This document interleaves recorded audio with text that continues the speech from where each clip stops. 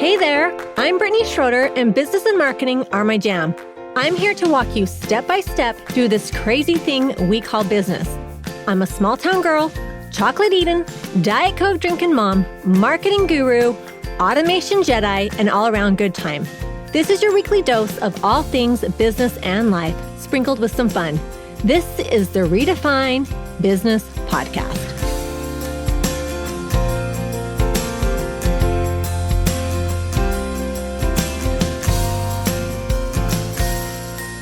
Welcome to another episode of Redefine Business Podcast. I'm so excited for my guest today because not only is she my good friend through networking, but it's something I'm super passionate about. So welcome to the podcast, Erin Brinton, esthetician, travel hacker, girl of many hats. She wears many hats. Erin, welcome to the podcast. Thank you for having me on here. I'm excited. Yeah. So just go ahead and kind of just introduce yourself, tell a little bit about yourself, what you do and how you got into travel hacking. Okay. So I'm an esthetician by trade. That's what I do for my day job. But I started travel hacking and learning how to do it correctly because I love to travel, and, traveling with a family can get really expensive. And for me, traveling is not once, twice a year. It is like an every 6 to 8 week thing that I want to do. And so I had to figure out a way to make it affordable for my family to be able to take these exotic, abroad, international trips. And so I really, for the last 10 years, I've zoned in on how to travel hack correctly. So I'm excited to teach you guys how to do it. So it's funny because I want to ask you, are you did you ever go through the phase where you were like a couponer? I never couponed, but this is couponing on a steroid. Oh my gosh, yes. It really is. But I was a dumpster diver for coupons. So, it's right when blogging got out. And so I started following all these coupon. Remember when it was super trendy? Lots of people were couponing. And it was so funny because I would follow all these blogs on coupon. It's honestly, it's so funny because at the time, I think I've always worked or had something on the side that I was doing. And my kids were little and I felt like couponing was another full-time job. I was so obsessed with it. And I would drag my kids. We have to go to this recycle dumpster because we got to go through papers and get the coupons. And it would be funny because then my kids would say or I'd buy something random at the store and they'd be like, did you have a coupon for this? And I'm like, yeah. So anyway, so that's kind of how I got into travel hacking because I've always been, I will spend money on certain things, but I'm also very practical. And I'm also I bet I could do this for cheaper. I bet I could do this for cheaper. So that's kind of how I dabbled in it. And I love to travel and it can get expensive. So how did you start following blogs? What was your intro to travel hacking? So, most people start out with a co-branded card, whether it's Delta, Marriott, American. So I started out doing that because I'm like, oh, this is a good idea. We fly Delta. I should have the Delta credit card, So over a decade ago, we were just using our Delta card, getting a flight here or there for free. And a decade ago, honestly, they didn't really have Instagram because there were content creators that produce content teaching you how to travel hack. So I let's see, I'm trying to think of what blogs I followed. A lot of them are not even in a thing anymore.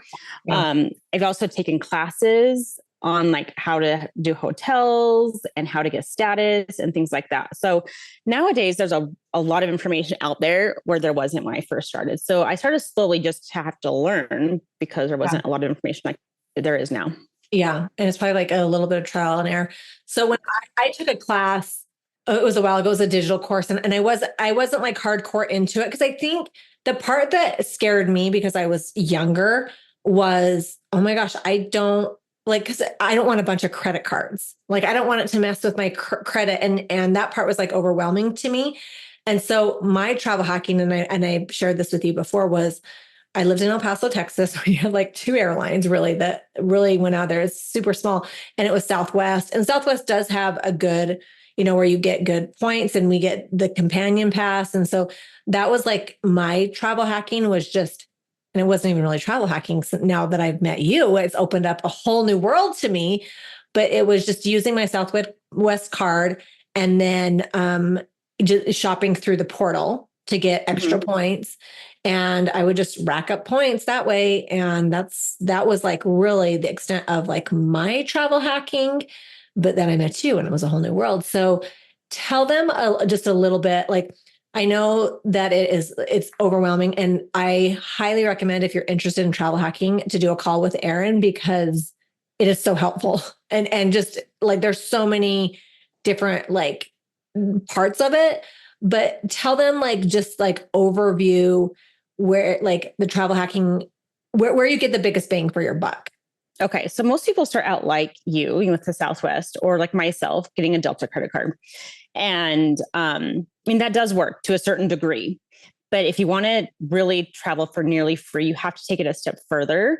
So you really want to get a different arsenal of different credit cards that are not airline or hotel specific. So you want to use bank credit cards, whether that's American Express, Chase, or Capital One, Citibank, those ones right there. But they're not loyalty specific. And then you would transfer into the loyalty programs that you want to fly. Because if I have a Delta credit card, I can't fly anything but Delta, right? If I have another American Express card that is a transferable currency, we call them, I can transfer into Emirates, I can transfer into Air France, and that opens up a whole other airlines I can fly, more possibilities of flying international business class, things like that. Another thing to remember is most people get one credit card and they use that credit card for 10 years. And they're always like, why can I not travel for free? Like, I use my credit card every purchase, every day, I pay it off every month, but why am I not doing what other people are doing that are traveling for free internationally or what have you? And it really is about the sign-up bonuses. So when you see a credit card that says spend $4,000 in 3 months or $6,000 in 6 months, the biggest thing that I do is I wash, rinse, and repeat that. So I get a credit card, do the minimum spend on it. I sock drawer that card. What does that mean? Oh, sock drawer. Yeah, just stop using it. Stop using it. Correct. Yeah. And then I move on and get another credit card. So I never use the same credit card. Mostly for those 3 to 6 months that I'm trying to make that spend. And that's how you get into the millions of points, and not just like, you know, a couple 100,000. You want to get into the millions of points. Mm-hmm. So that's kind of what I do. I do have a lot of credit cards. I have 40, I will share. Oh my gosh. Yeah. And most people think like, oh my gosh, that's so crazy. But in the travel points and miles community, that is very average. I have an 800 plus credit score and I have zero debt. So most people, those are the biggest misconceptions is, oh, she must be in credit card debt or she must have bad credit. Neither are true. I only buy what I can afford. I'm not putting on the credit card the Louis Vuitton bag if I don't have a save for it. I'm putting my gas, my groceries, my Target runs, kids soccer, you know, things like that. It's just basically replacing my debit card. Which most people do, that is use a credit card to pay, you know, because people want points, you know? Yeah. That's the big thing, is like making your money work for you. If you're going to spend the money, you might as well get the perks of it. Right. So one of the things that you said, and I want to back up because this is something that I didn't know until you had taught this to me. But so I had a Chase Inc., is it Inc. Business Inc.? What is it? I can't remember. Inc. Preferred. Yeah. And so I had used it before and took my family to Ireland. And one of the things that you taught me was that isn't the best way to do it, because the points are a lot higher, is to do it through the credit card portal. I think that's what it's called. But you want to do it, actually transfer and do it through the loyalty rewards, like the airlines loyalty rewards. So for example, if I found a flight, so part of it, and I want you to explain this, is like, tell kind of the process that you and I went through, because it was really like, we first looked for flights. So when I did my call, everybody do a call. It's like awesome. But like when I did my call, it was first like, okay, where do you want to go? And then kind of tell the order of how you like your process of finding a flight and the points and all that. Okay. So I'll start out first with most people book through a portal. So like when you log on to your Chase or your American Express, you're going to see a button that says travel. And most people are like, oh, that's where I redeem my points and I can travel. So you push travel, and it's a third-party site that the banks are taking you to, they have affiliates with. And when you do that, you are only getting like 1 cent per point to 1.25 cents per point. So let's say you have 100,000 points in Chase, let's say. That is technically worth about $1,200.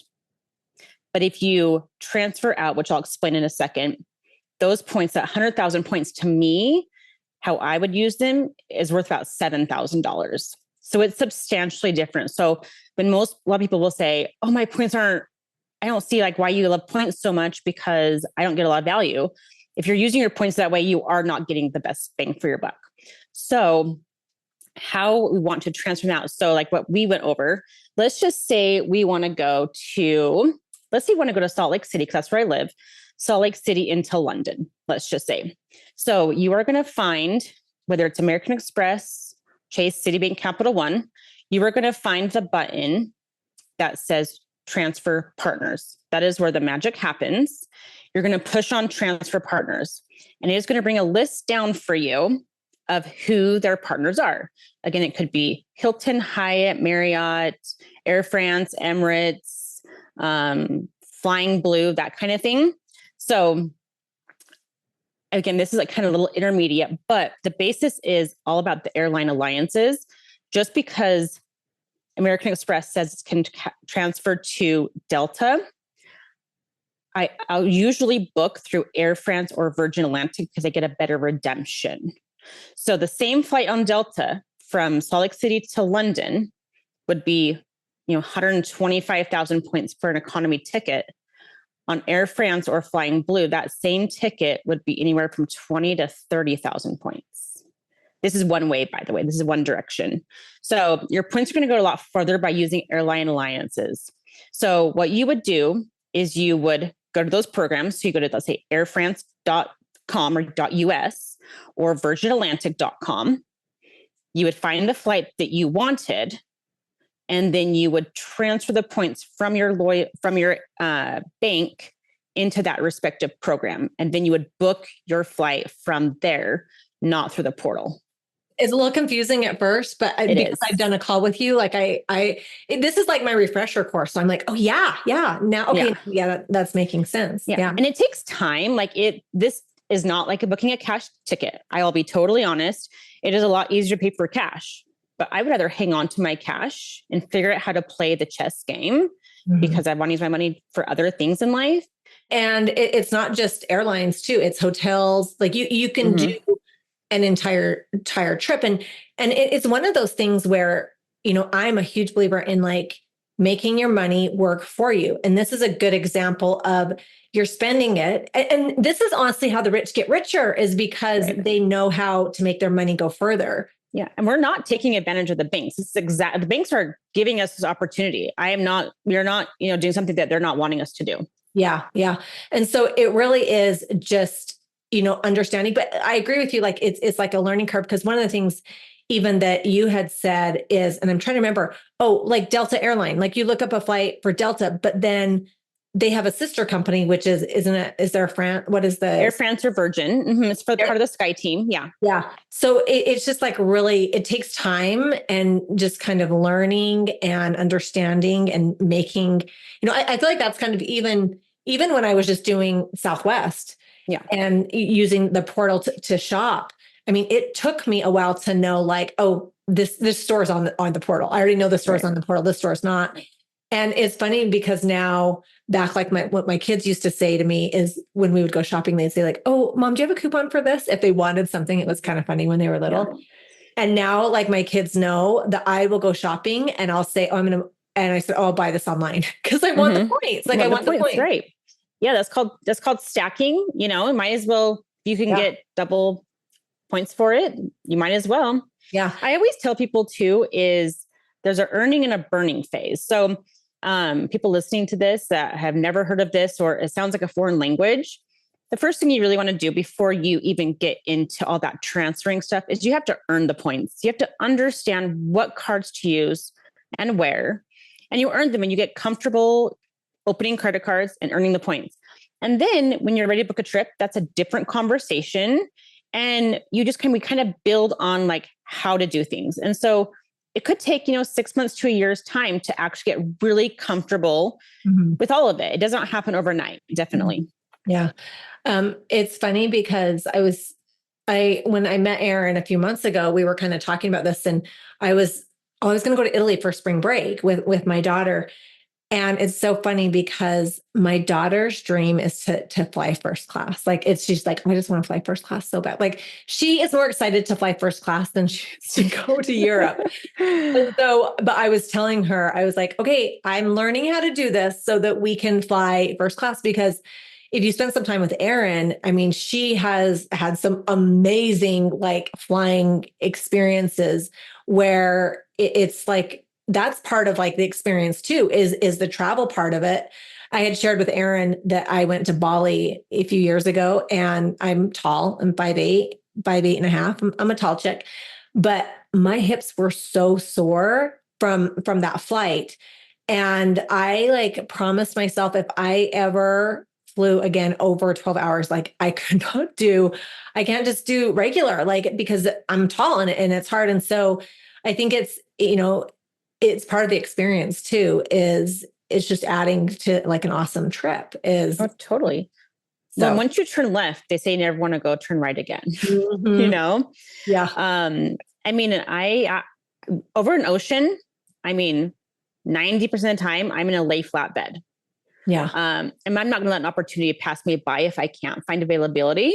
Yeah. But that's my goal. Domestically, I do fly economy because I don't think it's worth the points that they charge you. But for international, I fly my family internationally, business class. And my little boy, when we first landed, took him on a really epic 2-week trip last year. And I can go into that further if you want, with hotels and everything else. And he did not want to get off the plane. He was having the best time. You want to get off the plane? He did. I'm like, but we're here. He's like, no, you're like, no, this is it. I can just stay on this plane forever. Yeah. I do want you to share like one of your like awesome experiences with like, I'm sure you have this where you're like, okay, it's like bragging rights. Like, okay, listen to this trip I went on and listen to how much I paid out of pocket. I know you have a story like that. So share us a story like that. Okay. So I've got a few of them, and I actually just booked a couple as well, but I'll do the one that we took last summer to Europe. It was my son's first trip, and we just wanted to go all out. So again, I'll try to speak in hopefully not too much of a foreign language, but we flew from Salt Lake City to JFK. So that's in New York City. And I can't remember how we flew. I think it was Delta. We flew on points there. And then from JFK, we flew into Berlin. We flew Delta One. So some people that are familiar with Delta points and miles, that trip alone from JFK to Berlin, business class, first class, would be 350,000 Delta points. Oh you can go look it up. I promise you it's around that mark. Yeah. I got it for 50,000 points per person booking through Virgin Atlantic, and I paid $16 per person. Oh my gosh. So $45 for 3 of us to fly Delta One from JFK to Berlin. So we stayed in Berlin for 2 nights. And the year prior, Marriott had a credit card that was spend $5,000 in 5 months and get 5 free night certificates. So I was like, cool. So I opened that credit card up. So I used 2 free nights at the Berlin Marriott. My husband has platinum status, so we didn't pay for our breakfast.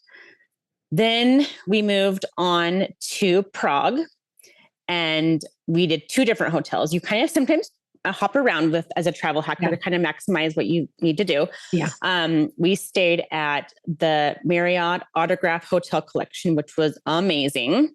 We got upgraded to a suite, and we had the entire floor. We had a kitchen, a dining room, a family room with the fireplace. I mean, it was probably 1,200 square feet. And I just booked it with 66,000 points per night. So we stayed there 2 nights. Again, free breakfast because my husband's status.